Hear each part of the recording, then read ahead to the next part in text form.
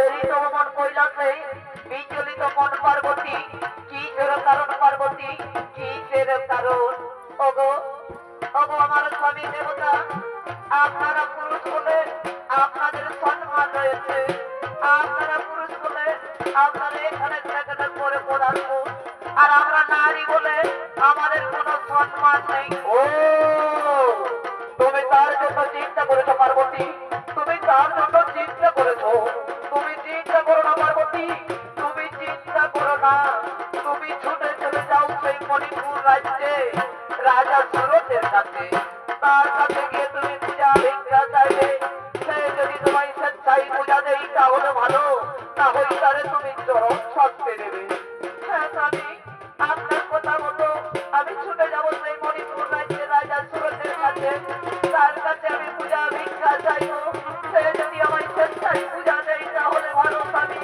না হই তারে আমি চরম শাস্তি দেবো স্বামী চরম শাস্তি দেবো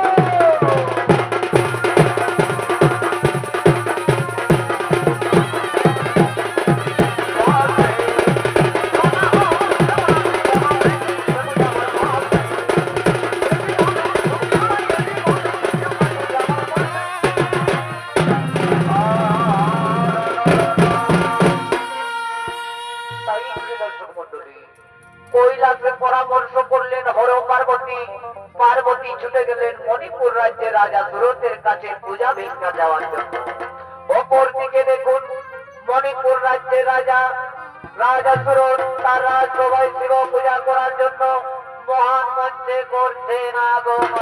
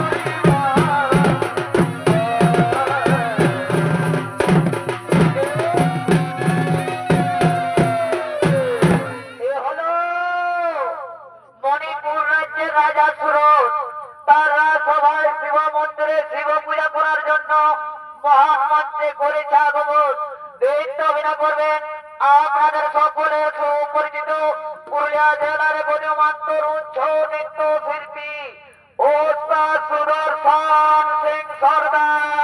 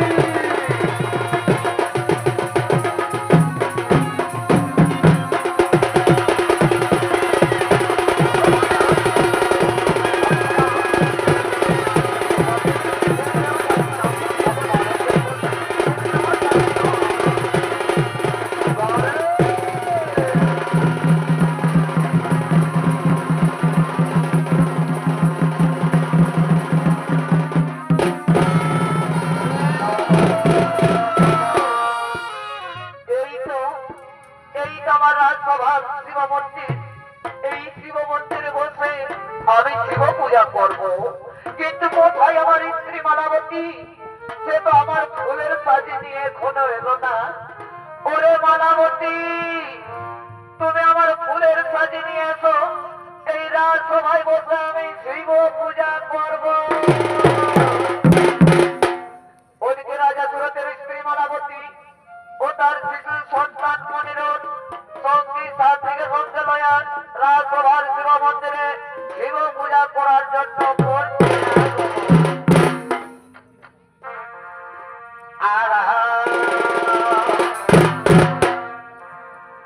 আর জয় জয় জয় জয় ভোলানা, ও ভোলানা, আর জয় জয় জয় জয় ভোলানা, আর ডমর ধারি তীর গোলবারে, ডমর ধারি তীর গোলবারে, তুমি প্রভু বলে না। আর জয় জয় জয় জয় ভোলানা, ও ভোলানা, জয় জয় জয় জয়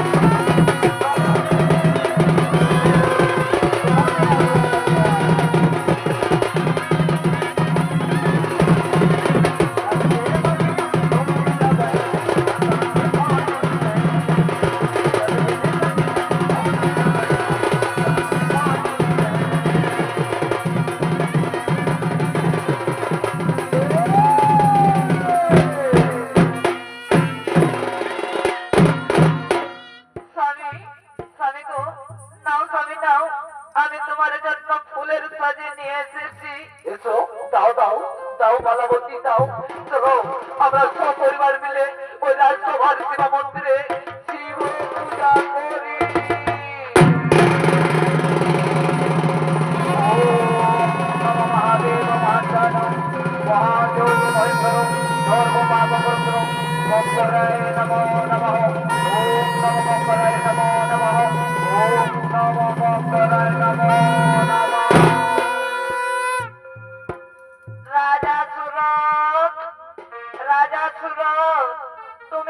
পূজা করো রাজা, তোমার রাজ্যে মঙ্গল হবে।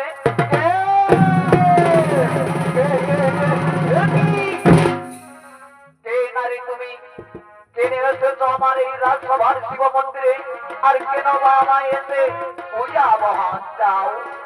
ওরে রাজা, ওরে রাজা, আমি মা চণ্ডী, তুমি আমার পূজা করো রাজা, তোমার রাজ্যে মঙ্গল হবে। কি মা চণ্ডী? যে হচ্ছে পুঁজি আমি দেব সুরক্ষানি, সে হচ্ছে পুঁজিব না কোনোদিনও নারী। শোনো নারী, তুমি যে পথ দিয়ে হয়ে এসেছ সেই পথ দিয়ে দূর হয়ে যাও। ওরে রাজা, ওরে রাজা, তোরে তোমার অহংকার, আমার চিনতে পারলি না, আজ আমার করলি ঘৃণা। যারে রাজা, আমি তোরে দিলাম অভিশাপ, আমার অভিশাপে তুই রাজ্য হারা হবি, পুত্র হারা হবি, ওঠের ভিখারি হবি।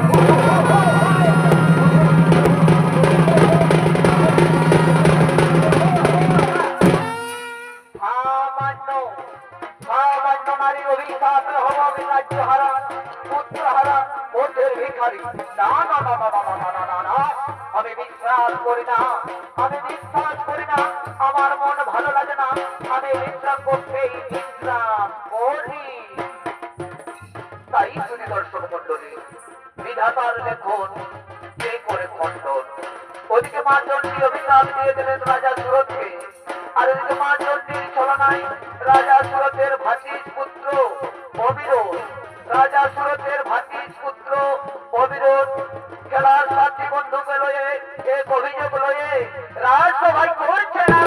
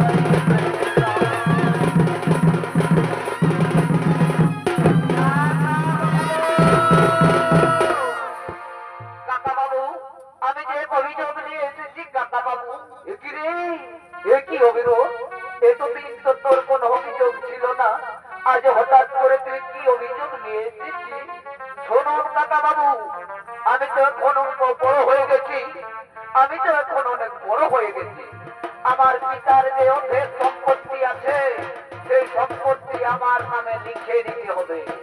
না না না না না অবিরোধ, তা হই না। তোর পিতা মাতা যখন মরণের কালে যায় আমার কোলে দিয়ে বলে গেছে একে তুমি প্রধান সেনাপতি করে রাখো। শুনুন কাকা বাবু, তুমি ছল কপট করে আমার সম্পত্তি সব নিজের নামে হাতিয়ে নিয়েছো। সেই সম্পত্তি দিতে তুমি আজ অস্বীকার করছো। বলো তুমি স্বেচ্ছায় এই সম্পত্তি আমার নামে লিখে দিবে কিনা? না, তা হয় না অবিরোধ। এই সম্পত্তি আমি কিছুতেই তোমায় ফেরত করতে পারবো না। কি দুর্মুখ তারি কাকা, ছল কপট করে তুমি আমার সব সম্পত্তি নিজের নামে হাতিয়ে নিয়েছো। এই সম্পত্তি দিতে আজ অস্বীকার করছো। ওরে ভাই, ওরে ভাই, আমার খেলার সাথী বন্ধুগণ, এই দুর্মুখ তারি রাজাকে চাবুক মারতে মারতে পদাঘাত করতে করতে রাজ্য থেকে পার করে দাও।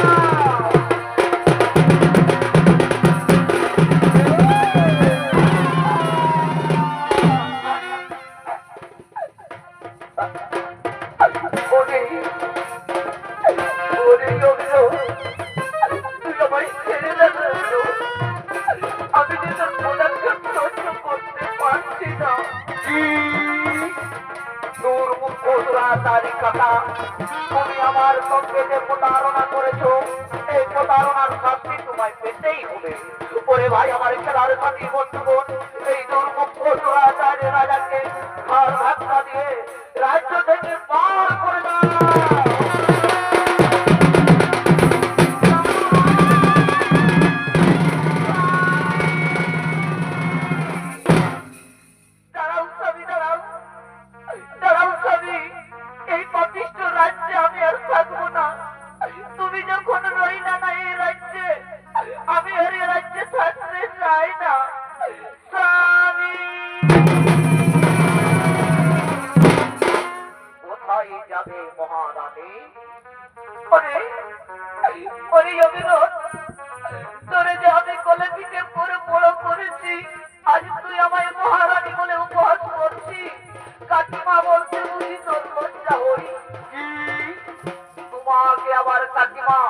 তোমরা যে আমার সঙ্গে ছলনা করেছো সেই ছলনার শাস্তি তো তোমাকে পেতেই হবে।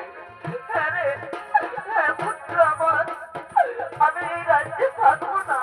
ওরে মনিরোধ, আয় আয় মনিরোধ, তোর পিতা যখন রাজ্যে রইল না আমরা ওই রাজ্যে থাকবো না। আমি তো তোমাদেরকে রাজ্যে রাখতে চাই না। আর এই যে আমার পরম শত্রু, এই যে আমার পরম শত্রু, এ দিনে দিনে বড় হয়েছে, এ আমার পরম শত্রু। ওরে ভাই, আমার খেলার সাথী বন্ধুগণ, যেদিকে গেছে দুর্মুখ তারি রাজা, সেই দিকে রাজরানীকে মার করে দাও।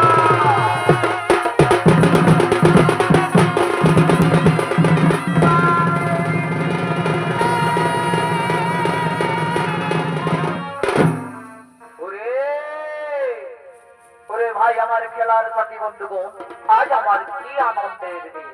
আমি হলাম আজ থেকে এই মণিপুর রাজ্যে যুবরাজ। আর তুমি হবে আমার প্রধান সেনাপতি। আর এই যে তুমি হবে আমার সহসভাপতি। চলো ভাই, চলো আমরা বিশ্রাম করতে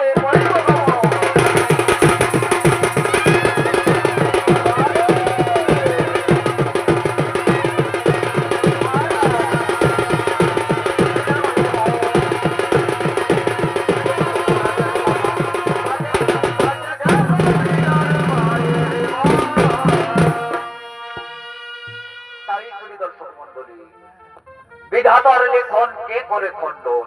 ওদিকে মা চণ্ডীর ছলনায় রাজা হলেন রাজ্যহারা, আর এদিকে মা চণ্ডী কান নাগের রূপ ধারণ করে আপনাদের মহান মঞ্চে করছেন আগমন।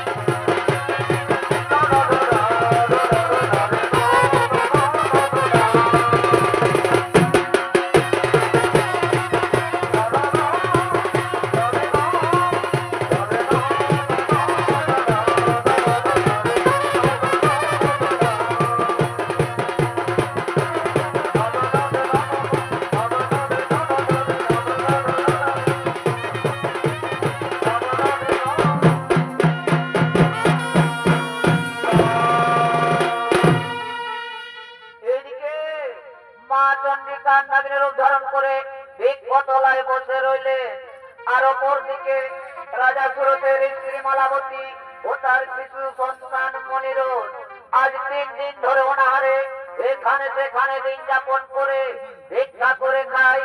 আর ভিক্ষা করতে করতে আপনাদের মহান মঞ্চে করছেন আগমন।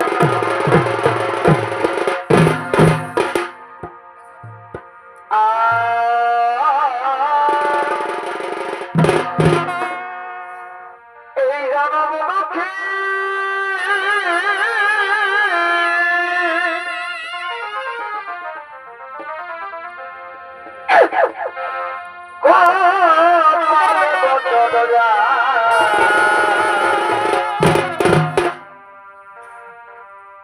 আমরা দুইজন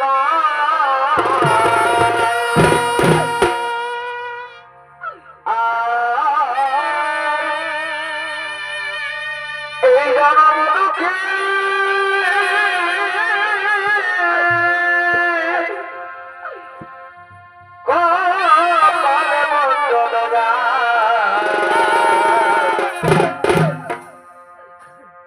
আমরা দুইজন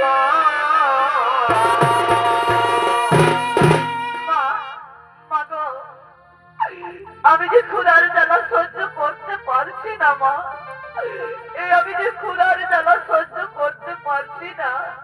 ওরে ওরে মনিরুল, ওই যে দূরে দেখা যায় গ্রাম, চল পুত্র, ওই গ্রামে আমরা ভিক্ষা করব, ওই গ্রামে আমরা ভিক্ষা করি।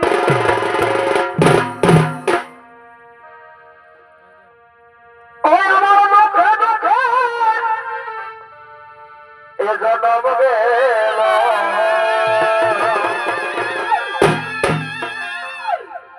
এই দুঃখে দুঃখে এ জনম গেল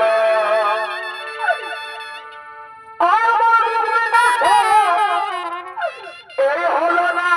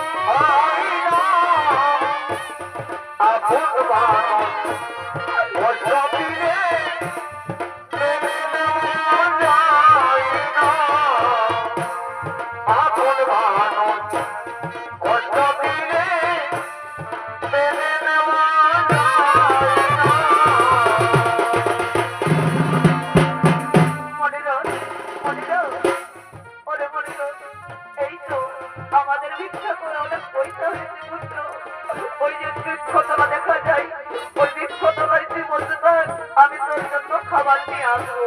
হ্যাঁ মা, হ্যাঁ, তুমি যাও, যাও মা যাও, তুমি তাড়াতাড়ি আমার জন্য খাবার নিয়ে আসবে।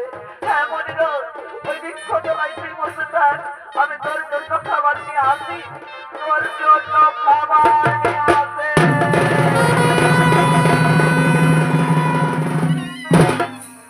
এই তো মা আমার জন্য খাবার নিতে গেছে, আর আমি যে ক্ষুধার জ্বালা সহ্য করতে পারি না, আমি কি করি উপায়? হ্যাঁ, এই যে আম বৃক্ষে, এই যে আম বৃক্ষে বড় বড় আম রয়েছে, ততক্ষণ আমি আম পাকা খেয়ে ক্ষুধা নিবারণ করবো।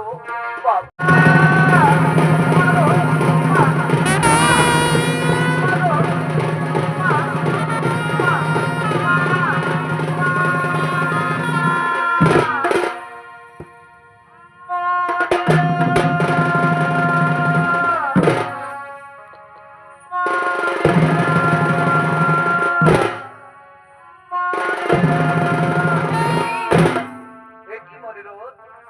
আমি যে তোর বৃক্ষতলায় শুয়ে দিয়ে গেছিলাম, আর তুই হঠাৎ করে মাটিতে শুয়ে আছি কেন?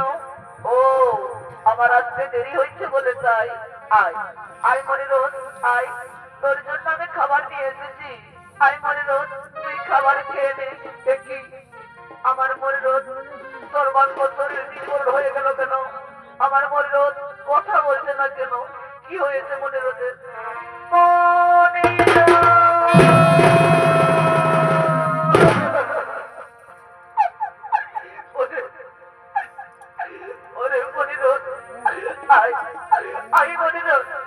তুই আমার একটিবার মা মা বলে যাস না রে মনিরোদ, একটিবার মা বলে যা।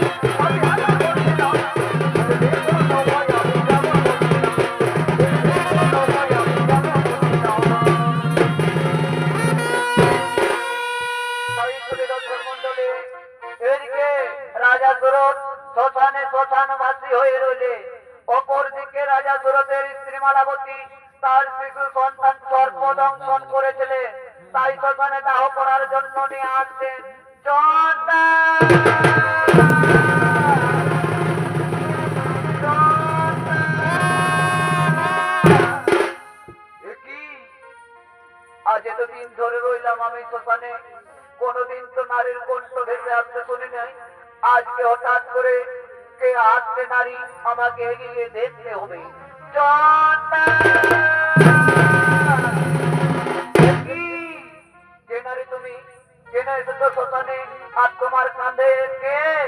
শোনো চন্ডা, এ ভাবছে আমার মৃত পুত্র, একে তুমি দাহ করে দাও। ঠিক আছে, চলো, তোমার মৃত পুত্রকে তুমি শ্মশানের ভিতরে নিয়ে চলো।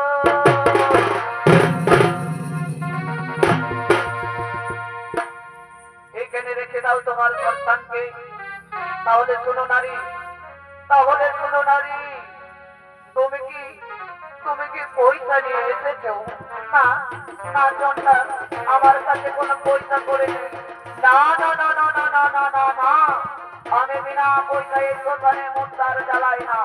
তাহলে শুনে রেখো নারী, আমার একটি শর্ত, তুমি যে পরনে পরে রয়েছে কাপড়, ওই কাপড়ের এক টুকরো আমায় দাও, তাহলেই তোমার সন্তানকে আমি দাহ করে দেবো। তাই হবে চন্ডা, নাও, আমি এক টুকরো কাপড় আমি তোমায় দিচ্ছি, যাতে তুমি আমার সন্তানকে দাহ করে দাও। নাও নাও চন্ডা, এক টুকরো কাপড় আমি তোমায় দিচ্ছি, তুমি আমার সন্তানকে দাহ করে দাও। মরিয়া!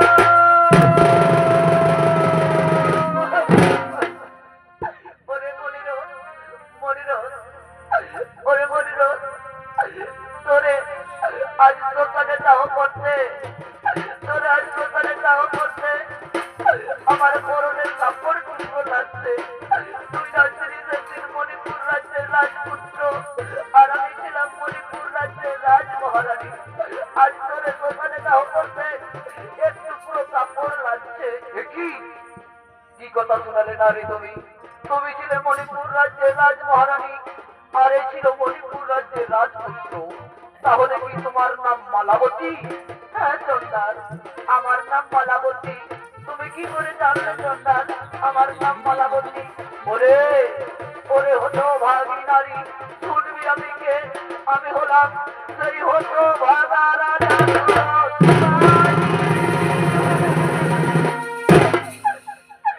স্বামী গো, ভালোই হয়েছে স্বামী, পৃথিবীর বিপদে মিটে গেছে, আজ আমাদের কোনো দুঃখ কষ্ট থাকবে না। চলো স্বামী, চলো স্বামী, ওই যে ডাউন ডাউন করে জ্বলছে চিতা, ওই চিতাই আমাদের একমাত্র সন্তানকে দাহ করে দেব, আর আমরা প্রাণ বিসর্জন করব।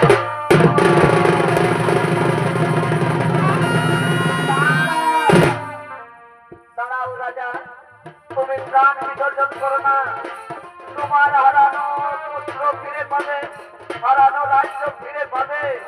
তুমি আমার পূজা করো চন্ডা।